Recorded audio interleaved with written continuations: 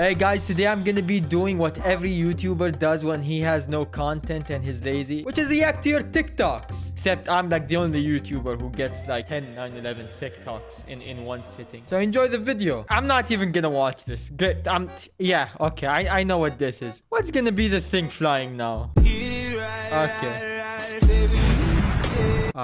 I'm tired of this. We just started the video. Oh my god, it's the Yappuccino kid from last video. What happened before you were born? I don't know. You were conceived, I guess. But what happened before you were conceived? Your parents did the haram like that. You don't need to know. You're a kid. What happened before that?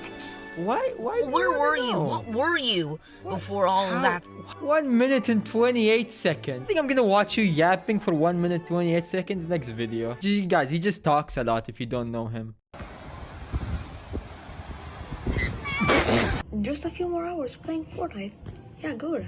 I need people to wash my cars. Cars? While you are getting drunk and going to parties, I'm actually... I don't do that. That's haram. Businesses. Your business? What do you have? A lemon stand? Guys, what happened to just being kids? Why does everybody